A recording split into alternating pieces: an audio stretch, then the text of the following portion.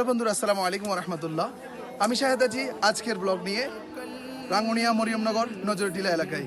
Gausia committee Bangladesh নজরটিলা unit শাখার পক্ষ থেকে পবিত্র জশ্নে জুলুস ঈদ মিলাদুন্নবী সাল্লাল্লাহু আলাইহি ওয়াসাল্লামের তৃতীয় অধিবেশন শুরু হতে যাচ্ছে। আমরা বের হয়েছি র্যালির উদ্দেশ্যে। তো আমাদের সাথে আছে অত্র এলাকার সমস্ত মুরব্বীর এবং গাউসিয়া কমিটির সভাপতি সহ অনেক মুরব্বীগণ। আমি আমাদের গাউসিয়া কমিটির সভাপতি আঙ্কেল মোহাম্মদ নুরুল ইসলাম ওনাকে জিজ্ঞেস করবো, আপনার আঙ্কেল কেমন লাগছে, অনুভূতিটা কেমন? আলহামদুলিল্লাহ অনেক ভালো আলহামদুলিল্লাহ। তো আরো মুরব্বীরা এখানে রয়েছে, তো আমাদের সাথে থাকুন, এই র্যালিটা আমাদের সাথে থেকে দেখতে থাকুন, আমাদের সাথেই থাকুন। ওকে, আল্লাহ হাফেজ। रास्ते में अगर थक जाएंगे हम मदीने में तन्हा निकल जाएंगे और गलियों में कसदन भटक जाएंगे हम वहाँ जाके वापस नहीं आएंगे ढूंढते ढूंढते लोग थक जाएंगे फासलों को तकल्लुफ है हम से आ गए हम भी बेबस नहीं बेसहारा नहीं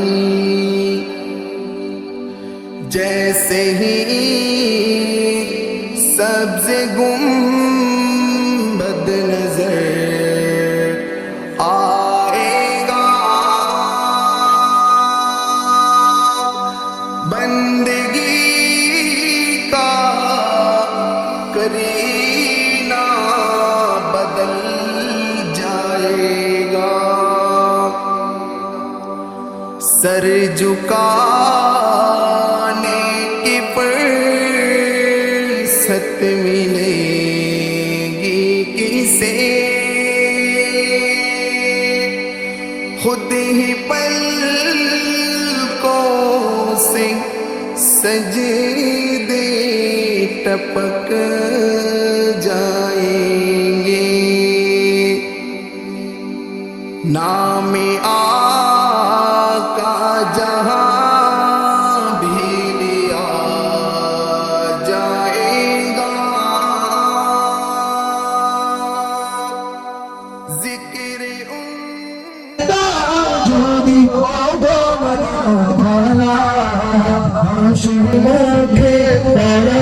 الرحمن علم القمر البيان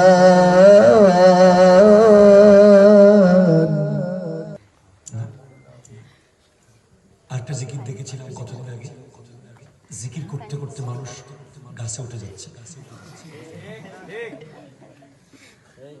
আরেকটা জিকির দেখলাম কি কি জানি বলছে জিকির আমরা স্বপ্নের মধ্যে আমি পেয়ারা রসুলকে স্বপ্নের মধ্যে দেখতাম। ওই রাত্রিতে আমার পেয়ারা নবীজিকে আমি স্বপ্নে দেখলাম। নবীজি আমাকে বলতেছেন, ও মালিক বিন দিনার, তুমি মোহাম্মদ বিন হারুনকে এইভাবে নুরেট করে কেন চলে আসছো? তাকে তাপুর দিয়ে চলে আসছো, তুমি তাকে নুরেট কেন করেছ? আল্লাহর রহমতের সাগর তো বড়, তুমি তাকে কেন নুরেট করেছ? বলে, হুজুর, যে ব্যক্তি নিজের মার হত্যাকারী হয় তার ইবাদত তো কবুল হয় না, তার রোজা কবুল হয় না, তার নামাজ কবুল হয় না, তার হজ কবুল হয় না, সে তো জাহান্নামে যাবে। আমার নবীজি বলেন, না না, শুনো শুনো শুনো, ওই মোহাম্মদ বিন হারুন সে জাহান্নাম থেকে বাঁচবো তার মার কারণে। তার মার কারণে সে জাহান্নাম থেকে বাঁচবে। বলে ইয়া রাসূলুল্লাহ এটা কেমনে? আমার নবীজি বলেন হাশরের ময়দানে তার মা যখন তার বিরুদ্ধে আল্লাহর দরবারে মোকদ্দমা পেশ করবে,